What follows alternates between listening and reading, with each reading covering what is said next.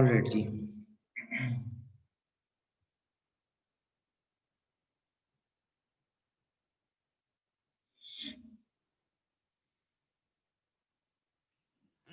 ये कुछ एप्लीकेशंस की बात कर लेते हैं, ठीक है। कि अल्फागो बेसिकली एक सिस्टम न्यूरल नेटवर्क्स या डीप न्यूरल नेटवर्क्स को यूज करते हुए बेसिकली बनाया गया था, और मशीन लर्निंग की ही ब्रांच है, उसको यूज करते हुए बेसिकली बनाया गया था, जो जिसने वर्ल्ड चैंपियंस को हराया था उसी गेम के। अल्फागो बेसिकली एक चाइनीज गेम है, जिसके जो मूवमेंट्स हैं उसके बहुत सारे मतलब पॉसिबिलिटीज हैं, एक एक हर मूव की। तो उसमें जो टॉप प्लेयर थे, जो चैंपियंस थे, उसको इस एल्गोरिथम ने हराया था, ठीक है। कैसे हराया था, उसकी ये पाइपलाइन लिखी हुई है ऊपर कि सबसे पहले उसने प्ले किया ह्यूमन के साथ, तो फर्स्ट टाइम वो हारा। उसके बाद उसने अपने आप को सेल्फ प्ले किया, लर्न किया, उसने अपने आप को लर्न करवाया। ये लर्न कैसे होता है ये फिर मशीन लर्निंग में डिस्कस करेंगे।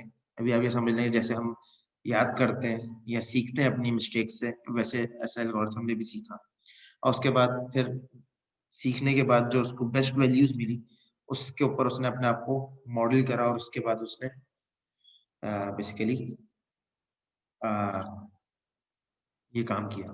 तो ये ली सेडॉल, फैन हुई, इनके इस इनके ली सेडॉल के मैच की शायद आपको यूट्यूब के ऊपर रिकॉर्डिंग भी मिल जाए, अल्फागो के साथ जो हुआ था, जिसमें इसने 4-1 से बेसिकली इसको बीट किया। और ये नेचर मैच था अल्फागो का, 15 में इसने 5-0 से इसको बीट किया। तो ये आपका बेसिकली आप ये देख सकते हैं कि ट्रेंड के लिहाज से देखा जाए तो डोमेन स्पेसिफिक टास्क के अंदर तो एआई बहुत अच्छी चल रही है, ठीक है। और एआई बहुत अच्छा परफॉर्म भी कर रही है, ठीक। लेकिन प्रॉब्लम अगेन ये वही डिस्कशन है कि जनरल पर्पस एआई अभी तक हमारे पास नहीं है। साइंस फिक्शंस के अंदर तो हम लोग के पास है, लेकिन इन रियलिटी हमारे पास स्पेशल पर्पस एआई या डोमेन स्पेसिफिक एआई अवेलेबल है, ठीक है।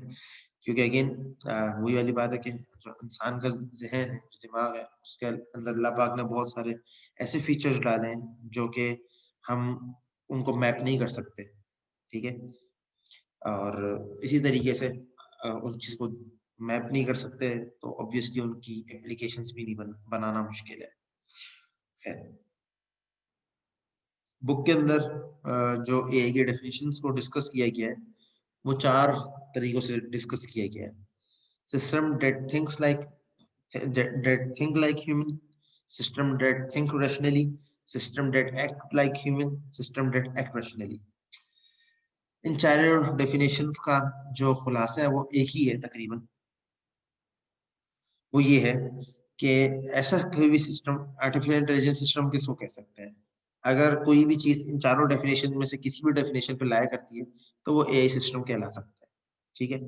ऐसा सिस्टम जो ह्यूमंस की तरह थिंक कर सके, ठीक है, यानी डिसीजन मेकिंग के अंदर या किसी और काम के अंदर वो अगर काम ऐसे थिंक कर सके, तो वो system basically AI based system कहलाएगा, ठीक है। ये फिलोसफिकल व्यू है एआई का। इसी तरीके से system that think rationally. Rational का मतलब क्या होता है, यहाँ पे ये समझना इंपॉर्टेंट है। रैशनैलिटी को हम आगे नेक्स्ट लेक्चर, जो नेक्स्ट वीक हमारा लेक्चर होगा, उसमें भी डिस्कस करेंगे इंशाल्लाह। रैशनैलिटी को समझना इंपॉर्टेंट है। रैशनैलिटी का मतलब ये होता है कि ऐसा सिस्टम या रैशनल उस सिस्टम को कहा जाता है जो अपने हर एक्शन, यानी हर कमिंग एक्शन जो उसका हो, वो सही डायरेक्शन में हो। मिसाल के तौर पे अगर मुझे अपने हाउस से या अपनी होम लोकेशन से पीएफकी नॉर्थ कैंपस जाना है, तो मेरा हर स्टेप अगर पिछले स्टेप से सही डायरेक्शन में जा रहा है, तो मैं रैशनली एक्ट कर रहा हूँ। अदरवाइज मैं रैशनली एक्ट नहीं कर रहा, ठीक। इसी तरीके से अगर आपको अपने घर में एक लोकेशन से दूसरी लोकेशन पे जाना है, और आप अगर हर बढ़ने वाला स्टेप आपका आपकी डेजिग्नेशन से करीब कर रहा है आपको, तो आप रैशनली एक्ट कर रहे हैं। इसी तरीके से मैं पढ़ाई कर रहा हूँ, डिग्री अर्न कर रहा हूँ, तो डिग्री अर्न करने के लिए जो मेरे कोर्सेज हैं, अगर मैं कोर्सेज सारे पास कर रहा हूँ अच्छे ग्रेड्स के साथ, तो मैं रैशनली एक्ट कर रहा हूँ कि मेरी जो डिग्री है वो कंप्लीट हो रही है। और अगर मैं ऐसा नहीं कर पा रहा तो मैं रैशनली एक्ट नहीं कर रहा। ठीक, आई होप रैशनैलिटी क्लियर हुई होगी। इसी तरीके से system that act like human, ऐसा सिस्टम जो ह्यूमंस की तरह काम कर सके उसको अभी हम आर्टिफिशियल इंटेलिजेंट सिस्टम कह सकते हैं, जिसमें कॉन्शियसनेस वाला कॉन्सेप्ट बात आ सकती है। और सिस्टम दैट एक्ट रैशनली, यानी सोचे भी सोच भी हमारी रैशनल हो और काम भी हमारा रैशनल हो। यानी मैं कहूँ कि मैं पीएचडी करना चाहता हूँ, लेकिन पीएचडी करने के लिए मुझे जो काम करने चाहिए वो मैं नहीं कर रहा, तो मैं कभी भी उस मंजिल तक नहीं पहुंच पाऊंगा। अगर मैं सोच भी रहा हूँ और वो काम कर भी रहा हूँ तो फिर मैं मंजिल तक पहुंच जाऊंगा। That is basically the consent of this these definitions. तो ये डिफरेंट डेफिनेशंस हैं जो कि फिलोसफी से, न्यूरो साइंस से और डिफरेंट पर्सपेक्टिव से निकाल के ये बुक में जमा की गई है। ठीक है, रैशनैलिटी ऐसे सिस्टम को बोलते हैं, रैशनल सिस्टम ऐसा सिस्टम होता है जिसका हर आने वाला स्टेप, ठीक है, यानी हर कमिंग स्टेप उसका सक्सेसफुल या सक्सेस क्राइटेरिया को मैच कर रहा हो या मीट कर रहा हो। और सक्सेस क्राइटेरिया ये होगा कि जो भी मेरी डेजिग्नेशन है वो मेरा सक्सेस क्राइटेरिया होगा। तो ऐसा सिस्टम जो सही सक्सेस क्राइटेरिया की तरफ या मंजिल की तरफ सही चल रहा हो उसको हम रैशनल सिस्टम कहेंगे, चाहे वो थिंकिंग के लिहाज से हो चाहे वो एक्टिंग के लिहाज से। ठीक है, क्लियर है सभी?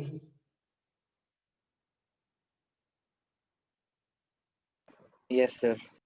जी सर। ओके, अच्छा जी। इस कोर्स में हम लोग जिस चीज को फॉलो करेंगे या नेक्स्ट कमिंग चैप्टर्स में हम देखेंगे, उसमें हमारा फोकस होगा एक्ट रैशनली के ऊपर। ठीक है, यानी हम इन चारों डेफिनेशन में से जो ये फोर्थ डेफिनेशन है इसको फोकस करेंगे, सिस्टम्स डेट एक्ट रैशनली। ठीक है, तो हमारी जो डिस्कशन होगी वो बेसिकली ऐसे सिस्टम्स के ऊपर होगी जो कि रैशनली एक्ट कर सकते हैं या करते हैं। तो हमारे जितना भी जो खुलासा होगा हमारी हर डिस्कशन का वो यही होगा कि हम ऐसा सिस्टम बेसिकली डिजाइन करना चाह रहे होंगे जो कि रैशनल एक्ट करे। अगर वो रैशनली एक्ट कर रहा है तो वो यही सिस्टम है। ठीक है, तो ये हमारा बेसिकली कह लें आप मोटो होगा जिसकी तरफ हम लोग काम करेंगे। Alright, Chinese room argument. Chinese room argument ये है, और इसको आप लोग मेरे साथ मिलकर सॉल्व करेंगे। ये एक पेपर था 1980s का पेपर है, 1980 का। ये उस पेपर के अंदर ये आर्ग्यूमेंट बेसिकली डिस्कस किया गया था। मिसाल के तौर पे एक बंदा है जो कि इंग्लिश जानता है, जो इंग्लिश उर्दू कर देते हैं।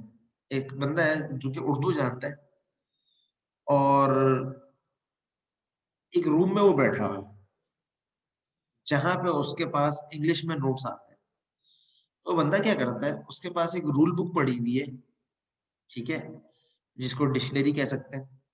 ठीक है, और उस डिक्शनरी के अंदर उर्दू टू इंग्लिश डिक्शनरी है, जो भी वर्ड उर्दू में इंग्लिश में लिखा हुआ उसका उर्दू में ट्रांसलेशन है। ठीक है, तो उसको उर्दू आती है तो उर्दू से इंग्लिश फाइंड कर लेता है। तो क्या अगर आप इस रूम को देखें या ऑब्जर्व करें तो क्या ये रूम इंटेलिजेंट है, या जो चाइनीज रूम है ये इंटेलिजेंट रूम है या नहीं है? इसके ऊपर थोड़ा सा सोचें और फिर आप लोग आंसर दें। अगर इंटेलिजेंट है तो क्यों है, अगर इंटेलिजेंट नहीं है तो क्यों नहीं है, जस्टिफाई। मैं 3 मिनट दे रहा हूँ, 3 मिनट बाद में इसका आपसे आंसर मांगूंगा। सर जो वो प्रॉब्लम सॉल्व कर रहा है वो किसी के सर हेल्प करके पहले कर रहा इसको है, सोचो, मतलब पहले सोचो फिर डिस्कशन करते हैं, इसको सोचो पहले।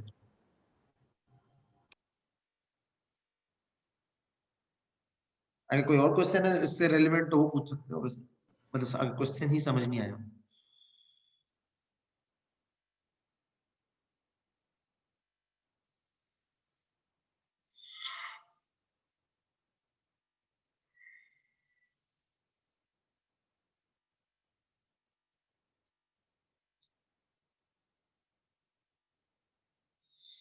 क्वेश्चन मेरा ये था साहिब कि अगर एक मिसाल के तौर पे एक रूम है, ठीक है, और उस रूम में एक बंदा बैठा हुआ है जिसको उर्दू आती है और उसके पास इंग्लिश में नोट्स आते हैं, मतलब कोई भी क्यूरी होती है तो वो इंग्लिश में लिखी भी आती है। वो क्या करता है, उसके पास एक डिक्शनरी पड़ी हुई है उर्दू टू इंग्लिश, उर्दू में इंग्लिश टू उर्दू। वो क्या करता है, या दोनों है, ठीक है, दोनों बुक्स हैं, English to Urdu, Urdu to English भी है।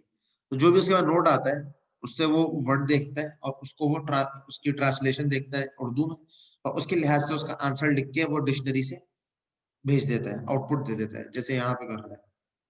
तो अगर इस चीज को देखा जाए, इस रूम को देखा जाए, तो क्या ये रूम इंटेलिजेंट है?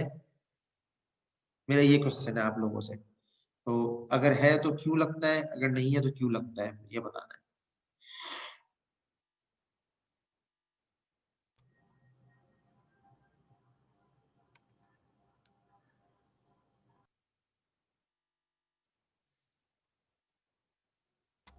सर वैसे तो जहाँ तक मुझे लगता है ये इंटेलिजेंट नहीं है, ठीक है। रीज़न ये है कि क्योंकि ये डिक्शनरी यूज़ कर रहा है, ठीक है। हम्म। अपनी मतलब कोई अपनी जैसे माइंड की जो इंटेलिजेंस है वो यूज़ नहीं कर रहा है, ठीक है। सिर्फ डिक्शनरी जो उसकी है वो थर्ड पार्टी कहते हैं चीज़ को यूज़ करके सिर्फ काम को परफॉर्म कर रहा है, ठीक है। अच्छा। और अगर ये मतलब साथ साथ मतलब अगर ये जो चाइनीज़ बुक जिसके रूल बुक इसके हाथ में है, अगर ये हम्म। साथ साथ उसको लर्न भी कर रहा है कि भाई जो वर्ड इसको जैसे होता है ना कि हमारे अगर हम वोकेबलरी पढ़ रहे हैं तो हमें एक वर्ड न्यू मिलता है हम सीख लेते हैं। अगर हम्म। ये वो चीज़ भी कर रहा है कि नेक्स्ट टाइम अगर इसके पास वही वही चीज़ आती है और ये बगैर बुक देखे डिक्शनरी देखे इसको पता है कि यार पहले पहले ये वर्ड आया था, तो नेक्स्ट टाइम जब अगर ये आएगा तो इसका आंसर ये है। तो अगर ये साथ साथ ये लर्न भी कर रहा है तो इंटेलिजेंट होगा, अदरवाइज अगर डिक्शनरी यूज कर रहा है तो नहीं होगा। सही। सर अगर ये लर्न कर रहा है तो उसके बावजूद भी मतलब आई डोंट थिंक सो कि ये इतना एफिशिएंट होगा, क्योंकि अगर उसको कोई ऐसी चीज मिल रही है जो आउट ऑफ बुक है तो फिर वो तो उस पर कोई भी एक्ट नहीं कर सकेगा। सही। और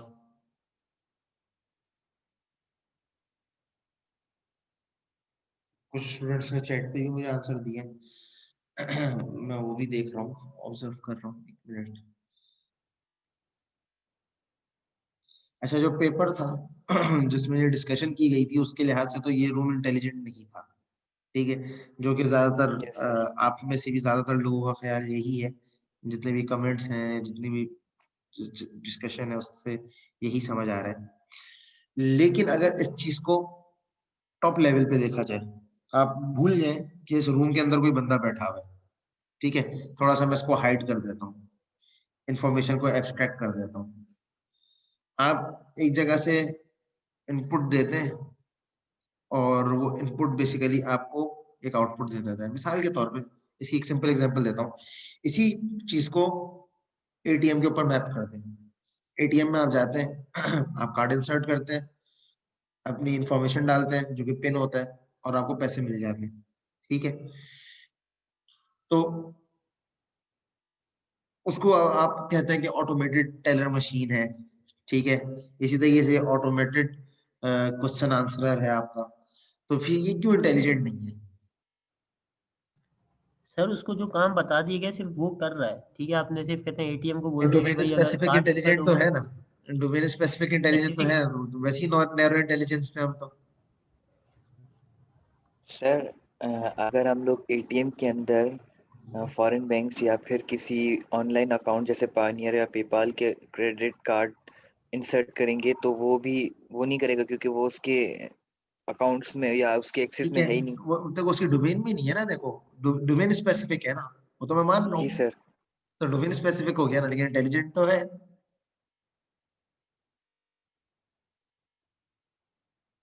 इसके दोनों आंसर है असल में। बात असल में ये है कि आप इसको किस पर्सपेक्टिव से देखते हो। किस पर्सपेक्टिव से देख रहे हैं। जी, अगर आप इसको थोड़ा सा इसकी इंफॉर्मेशन को एब्स्ट्रैक्ट कर दो तो आपको लगेगा ये इंटेलिजेंट सिस्टम है।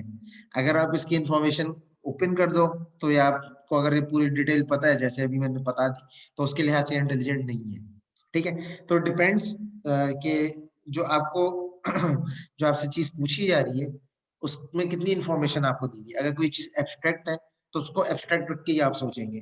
अगर कोई एक इंफॉर्मेशन दी हुई है तो उस इंफॉर्मेशन को देखते हुए आप फिर सोचेंगे। ठीक है, तो इसके बहरहाल दोनों आंसर हैं, इंटेलिजेंट नहीं भी है और अगर एब्स्ट्रैक्ट लेवल पे देखें तो इंटेलिजेंट है भी। ठीक है।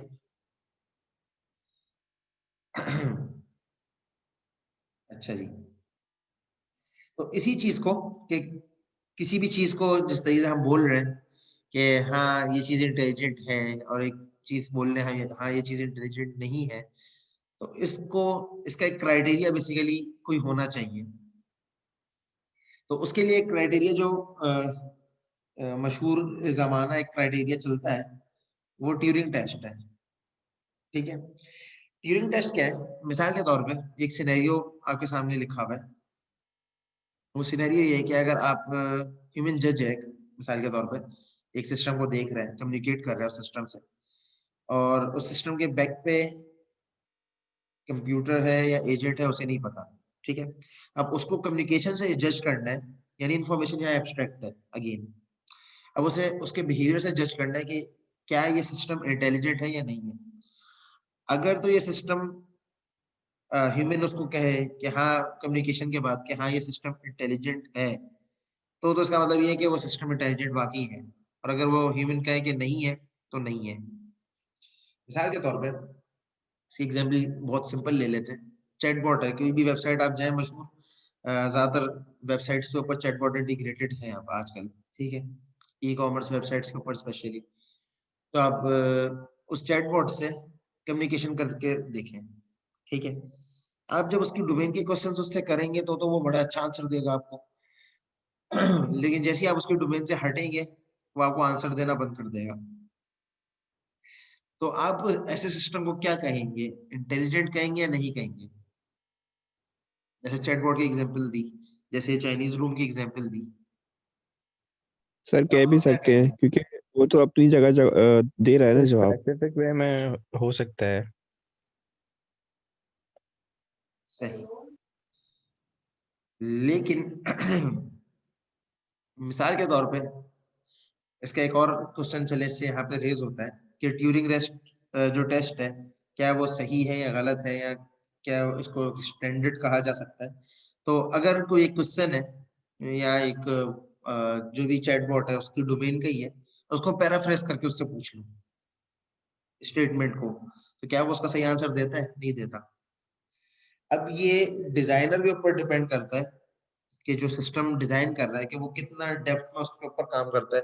तो वैसे अब ऐसे सिस्टम्स बन गए कि जब आप ट्रेन कर रहे हो तो वो पैराफ्रेजिंग के ऊपर भी उसको ट्रेन कर सकते हैं कि आप उसको फ्रेजेस दे दें तो उससे रेलेवेंट जितने सिनोनिम्स वगैरह होते हैं तो वो उनको भी लर्न कर लेता है। उसके लिए टूल्स हैं, उन टूल्स को यूज करना पड़ता है। तो खैर बहरहाल ये पॉसिबल है, लेकिन पहले ये पॉसिबल नहीं था, इस वजह से इसके ऊपर ये वाला आर्गुमेंट किया गया है। चले एक बात कर लेते हैं इसके ऊपर। क्या ट्यूरिंग टेस्ट राइट गोल है, या ट्यूरिंग टेस्ट इतना इनफ पावरफुल है कि जिससे हम अ, किसी भी सिस्टम को ये सर्टिफिकेट दे सकें कि वो इंटेलिजेंट है या नहीं है? मिसाल के तौर पे यहाँ पे एक टेस्ट लिखा हुआ है। ठीक है, वो टेक्स्ट क्या है?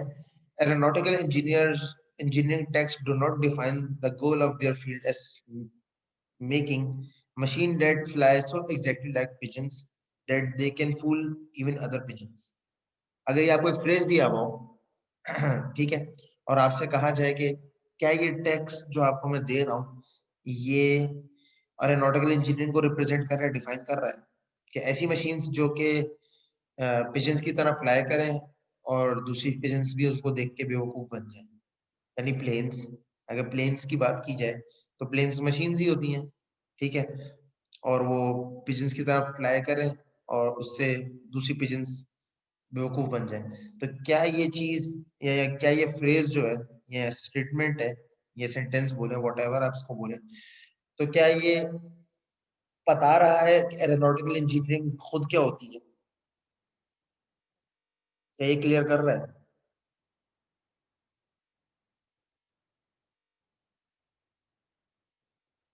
ये लगता है समझ नहीं आई। जी सर समझ नहीं आया। हाँ, बोलो ना, नहीं समझी तो पूछो तो।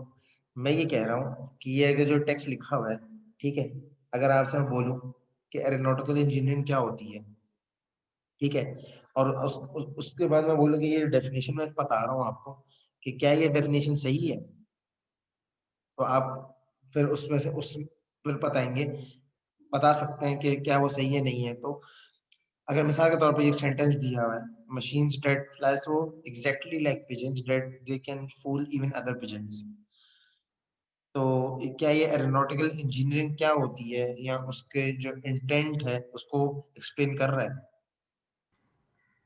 नो सर, जी मेरे ख्याल सर। में तो नहीं कर रहा। नहीं कर रहा ना। इसी तरीके से तो एक क्वेश्चन है, एक आर्ग्यूमेंट है, क्या ट्यूरिंग टेस्ट जो हम बोल रहे हैं कि अगर हम एक सिस्टम है, ठीक है, उससे हम कम्युनिकेट कर रहे हैं और कम्युनिकेशन के थ्रू हम उसको जज कर रहे हैं कि क्या वो इंटेलिजेंट है या नहीं है, तो क्या ये इनफ है किसी भी सिस्टम को सर्टिफाई करने के लिए कि ये इंटेलिजेंट सिस्टम है या नहीं है? नहीं सर, इसमें काफ़ी चीज़ें आ जाएंगी। उससे सिर्फ एक फ्रेज दे के उससे पूछना कि भाई ये पूरी एक फील्ड के बारे में, डोमेन के बारे में पूछना, ये तो वो नहीं बता सकेगा वैसे ही।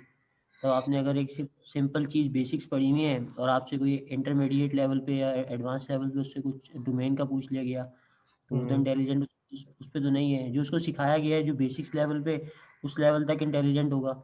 लेवल थोड़ा सा इंक्रीज करेंगे तो वो इंटेलिजेंट नहीं होगा। सही, ठीक। और बाकी हो क्या लगता है?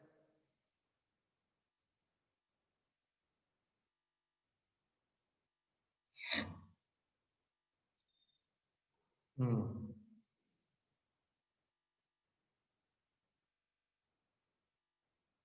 ये मैं इसलिए बैक आया हूँ क्योंकि एक दो स्टूडेंट्स हैं, उनको ट्यूरिंग टेस्ट में ही कंफ्यूजन थी, तो मैंने बोला एक दफा दोबारा समझा दूं। ट्यूरिंग टेस्ट क्या होता है? मिसाल के तौर पे अगर एक आपका सिस्टम है, ठीक है, आप क्या करते हैं, आप उसके बिहेवियर से उसको जज करने की कोशिश करते हैं कि क्या ये सिस्टम इंटेलिजेंट है या नहीं है। तो उस अप्रोच का एक नाम ट्यूरिंग टेस्ट है। कि मिसाल के तौर पे ये एक चैट का सिनेरियो लिया गया है कि एक ह्यूमन है, ठीक है, वो चैट कर रहा है या एक चैटिंग सिस्टम से कम्युनिकेट कर रहा है, और जब वो कम्युनिकेट कर रहा है उसके बाद अगर उस ह्यूमन से पूछा जाए कि क्या जो आप बात कर रहे हैं जिससे भी, क्या वो ह्यूमन है या क्या है, मतलब जिस भी चीज से आप बात कर रहे हैं वो कौन सी चीज है, अगर वो ये बता सके कि ये ह्यूमन है, तो वो सिस्टम इंटेलिजेंट कहलाएगा। और अगर वो उसको कैच कर ले किसी तरीके से कि ये इंटेलिजेंट नहीं है या डोमेन स्पेसिफिक है बहुत, तो फिर वो इंटेलिजेंस टेस्ट को पास नहीं करेगा। तो किसी भी चीज को चेक करने के लिए कि वो इंटेलिजेंट है या नहीं है, उसकी एक अप्रोच ट्यूरिंग टेस्ट है। तो जैसे हमारी प्रोजेक्ट डिस्कशन। वाइवा जी जैसे प्रोजेक्ट वाइवा होता है जी जी कि जी, अगर इवैल्यूएशन हो रही होती है जो, बिल्कुल।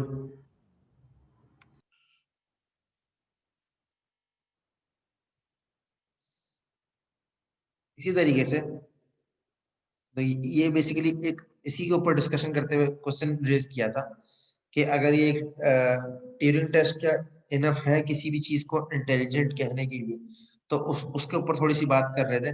तो हमजा ने जैसे कहा कि इस चीज के ऊपर कि वो इनफ नहीं है, ठीक है, क्योंकि बहुत सारे फैक्टर्स ऐसे हैं जिनको हम खाली इस एक दो क्वेश्चन से रेज करके जस्टिफाई नहीं कर सकते, ठीक है, या डोमेन स्पेसिफिक में भी बहुत सारी इन डेप्थ क्वेश्चंस और हो सकते हैं। तो Turing test is not enough in short, ठीक है, हमारा ये क्लेम है, ठीक है। लेकिन बहरहाल कोई एक ना एक चीज अवेलेबल है जिसके थ्रू आप सिस्टम्स को टेस्ट कर सकते हैं, ठीक है। इसी तरीके से जो एआई की जितनी भी रिसर्च है अभी तक हो चुकी है, यानी जितनी भी डिस्कशंस करंटली जो हम जहां तक पहुंचे हैं वो हो चुकी हैं, उनसे हमें कुछ लेसन्स मिलते हैं, ठीक है। वो लेसन्स क्या है? वो ये है कि एआई डोमेन स्पेसिफिक टास्क के लिए अभी तक बहुत अच्छी जा रही है, ठीक है, चाहे वो गेम प्लेइंग हो, चाहे वो प्रॉब्लम सॉल्विंग हो, चाहे वो कोई डिजीज डिटेक्शन हो या स्पैम डिटेक्शन हो या कोई और चीज हो, तो उसके अंदर काफी बेहतर है। लेकिन जहां पे टास्क आपका कॉम्प्लेक्स हो जाता है, ठीक है, वहां पे आपका एआई सिस्टम प्रॉब्लम्स क्रिएट करना शुरू कर देता है। मिसाल के तौर पे अब तो खैर ये प्रॉब्लम सॉल्वेबल है जो यहाँ लिखा हुआ है, लेकिन कुछ अरसा पहले अगर आप 10 साल पीछे भी चले जाएं तो ये प्रॉब्लम सॉल्वेबल नहीं था।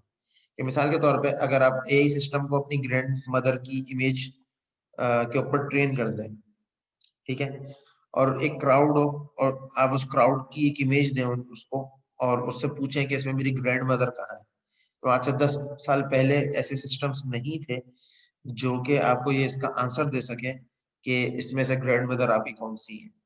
लेकिन आज ऐसे सिस्टम्स एग्जिस्ट करते हैं जो कि आपको फ्रॉम द क्राउड डिटेक्ट करके बता सकते हैं कि कौन सा पर्सन है कौन सा पर्सन है। इसकी जो एग्जांपल है स्मार्ट सिटीज में ये चीज इम्प्लीमेंटेड है। सर्विलेंस सिस्टम जो आजकल हमारे हैं वो इस चीज को यूज करते हैं। जैसे चाइना है और भी कुछ यूरोपियन कंट्रीज हैं, पाकिस्तान में भी इसके ऊपर कुछ ना कुछ काम चल रहा है। तो उससे जो क्राउड है उसमें से किसी भी पर्सन को डिटेक्ट करना, ठीक है, तो ये काफी कॉम्प्लेक्स काम था, लेकिन अब खैर इसको कर सकते हैं। लेकिन आज से अगर 10 साल पीछे चले जाए तो ये काम पॉसिबल नहीं था, मतलब एआई इतनी पावरफुल नहीं थी। तो अगेन ह्यूमंस की reasonability, adaptation, self evaluation, creativity ज्यादा होती है। तो एआई के अंदर ये चीजें नहीं है अभी। अगर हम एआई को और इम्प्रूव करना चाहते हैं, बेहतर करना चाहते हैं, तो उसके अंदर रीजनेबिलिटी और एडेप्शन डालने की जरूरत है। एडेप्टिव एआई एक इसकी अपनी ब्रांच है। ये सेल्फ एडेप्टिव एआई ये एक एरिया है इटसेल्फ जिसको एक्सप्लोर करने की जरूरत है कि ऐसी अप्रोचेस या ऐसे मॉडल्स बनाए जाएं जो कि डोमेन के लिहाज से या जो भी उनको एनवायरनमेंट दिया जाए या जो भी प्रॉब्लम दिया जाए उसके लिहाज से अपने आप को अडॉप्ट कर सकें। तो ये एक इटसेल्फ एक रिसर्च डोमेन है, इसके ऊपर कुछ लोग काम भी कर रहे हैं। मैं खुद भी कुछ लोगों को जानता हूँ जो कि इसके ऊपर रिसर्च वगैरह कर रहे हैं। तो ये इटसेल्फ एक नया वेंडर है, सॉरी वेंचर है जिसके ऊपर काम किया जा सकता है। तो बहुत सारे ओपन एरियाज हैं जिनके ऊपर काम किया जा सकता है। One of them is this area. ये एडेप्शन के ऊपर, सेल्फ इवैल्यूएशन के ऊपर, रीजनेबिलिटी के ऊपर काम किया जाए। यहाँ तक कोई प्रॉब्लम, कोई क्यूरी, कोई कंफ्यूजन है तो पूछ लीजिए।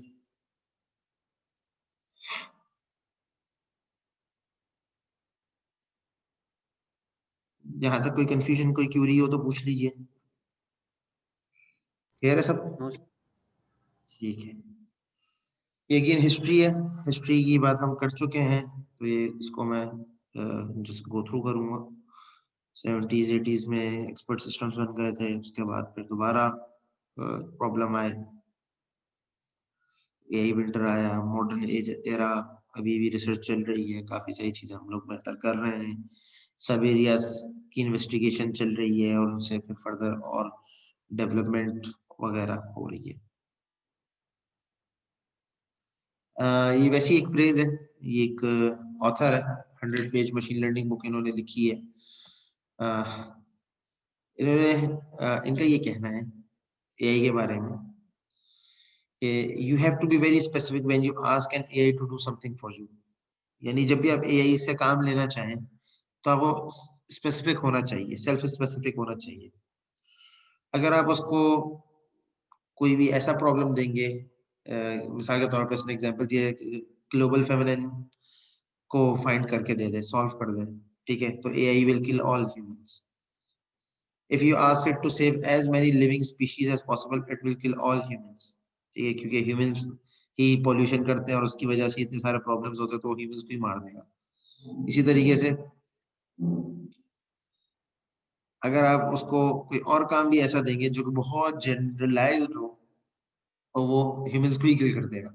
तो इन शॉर्ट, जब भी आप प्रॉब्लम एआई को सॉल्व करने के लिए दे रहे हो तो that problem should be specific and clearly defined. अगर आप उसको क्लियरली डिफाइन करते हैं, सॉल्व करते हैं, तो दैट इज ग्रेट, या that is the point where you can continue. ठीक है, तो ये इम्पोर्टेंट है जब आप सिस्टम के किसी भी एआई सिस्टम के साथ काम कर रहे हो कि जनरलाइजेशन के ऊपर जाना तो है, लेकिन एक साथ आप जनरलाइज डोमेन के ऊपर काम नहीं कर सकते, तो उसके ऊपर कोशिश भी ना करें, टाइम ज़ाया हुआ। अगर ईज़ी होता तो अभी तक काफ़ी सारे लोग इसके ऊपर कर चुके होते। तो इसका मतलब हरगिज़ ये भी नहीं है कि कभी ये कभी ऐसा पॉसिबल नहीं होगा। मे बी शायद पॉसिबल हो कि ऐसे सिस्टम्स हम बना सकें जो कि जनरलाइज़्ड डोमेन्स के ऊपर काम कर सकें। ठीक है?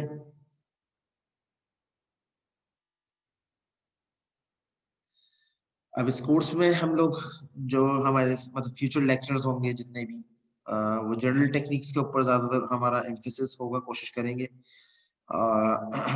और इसी तरीके से एप्लीकेशन स्पेसिफिक कुछ अगर होंगी इंटरेस्टिंग एप्लीकेशंस वगैरह होंगी तो उनको भी डिस्कस करने की कोशिश करेंगे इंशाल्लाह। जो टॉपिक्स हमारे हम लोग कवर करेंगे ड्यूरिंग द कोर्स इंशाल्लाह वो एजेंट्स होंगे जो कि हमारा नेक्स्ट चैप्टर है। उसके बाद हम सर्चिंग के ऊपर चले जाएंगे, ठीक है? और सर्चिंग के बाद कांस्टेंट सेटिस्फेक्शन प्रॉब्लम है, फिर गेम प्लेइंग गेम थ्योरी है, उसके बाद लॉजिक्स है, नॉलेज रिप्रेजेंटेशन है। प्रोबेबिलिटी को हम इतना नहीं देखेंगे, रीजनिंग को हम अलबत्ता जरूर देखेंगे। लर्निंग जिसमें मशीन लर्निंग को ज्यादातर हम लोग देखेंगे, लर्निंग खुद क्या होती है उसको थोड़ा सा डिस्कस कर लेंगे, फिर मशीन लर्निंग को डिस्कस कर लेंगे। तो ये बेसिकली हमारा कह रहे हैं आप कोर्स का लुब्बे लुबाब होगा जो हम कवर कर रहे होंगे इंशाल्लाह। अगर हम लिस्ट ऑफ उसकी बात करें एआई की, जो डिटेल्स की बात करें, ठीक है, तो कॉन्फ्रेंसेस हैं मल्टीपल जिनमें अगर आप काम करना चाहें वो फिर आपके प्रोजेक्ट के ऊपर डिपेंड करता है। जो आप प्रोजेक्ट कर रहे हैं वो आप अगर पब्लिशेबल बनाना चाहते हैं तो उसके लिए फिर डिस्कशंस हो सकती हैं, उसके लिए कुछ कॉन्फ्रेंसेस हैं, कुछ जर्नल्स हैं मशीन आर्टिफिशियल इंटेलिजेंस के सब एरियाज के, उनको हम फोकस कर सकते हैं। इसी तरीके से कुछ कॉन्फ्रेंसेस भी हैं, उनको भी फोकस किया जा सकता है। कॉन्फ्रेंस में ये होता है कि कॉन्फ्रेंस पेपर बेसिकली और जनरल पेपर में डिफरेंस क्या है? मेजर डिफरेंस ये है कि कॉन्फ्रेंस पेपर में जब आप कोई भी एक्सपेरिमेंट रन करते हैं उससे जो रिजल्ट्स अगर अच्छे प्रोड्यूस हो जाए तो आप कॉन्फ्रेंस पेपर में उसे पब्लिश कर देते हैं, ठीक है? यानी इंस्टेंट कोई काम अगर आपका हो जाए तो आप उसको कॉन्फ्रेंस में ले जाते हैं। और अगर कोई ऐसा काम है जो जिसमें आपने एक्सपेरिमेंटेशंस करी, एक्सपेरिमेंटेशन के बाद आपने हाइपोथेसिस था, हाइपोथेसिस के बाद एक्सपेरिमेंटेशंस करी और एक्सपेरिमेंटेशंस के बाद आपको हाइपोथेसिस में क्या रिजल्ट मिला, वो सारी चीजें अगर ऐसी मिल रही हैं तो उसको आप जर्नल के ऊपर जाते हैं। फिर उसको क्योंकि वो पेपर थोड़ा लेंथी हो जाता है तो फिर वो जर्नल पेपर में डिस्कस होता है 8 पेजेस 11 पेजेस या डिपेंडिंग कि कितने पेजेस का हो, बेस्ड ऑन डिस्कशन वो फिर पब्लिश किया जाता है। तो जब depth in depth basically experimentation हो तो ज्यादातर वो अगर उसको पब्लिश करने जाते हैं वो जर्नल में होती है, और अगर शॉर्ट रिसर्च है और एप्लीकेशन स्पेसिफिक रिसर्च है तो ज्यादातर हम लोग कॉन्फ्रेंस में पब्लिश करते हैं या रिसर्च कम्युनिटी ऐसे ही काम करती है। तो ये एक ओवरव्यू था। जो इसके बाद वाला सेशन बचा है उसमें हम लोग कुछ डेमोज देख लेते हैं जो कि एआई को अगर यूज करते हुए जो हमारी जो अभी तक करंटली हम लोग कहाँ जहाँ तक भी पहुंचे हैं तो कौन कौन से सिस्टम कैसे कैसे सिस्टम्स बन चुके हैं, तो उसके ऊपर एक डिस्कशन और कुछ डेमो वीडियोस देख लेते हैं यूट्यूब की। वो मैंने कलेक्ट की हुई है तो मैं वो दिखा देता हूँ। तो मैं सेशन रिस्टार्ट कर रहा हूँ तो फिर हम लोग वो वीडियोस कंटिन्यू कर लेते हैं, ठीक है? आप लोग काइंडली रिकनेक्ट कर लीजिए।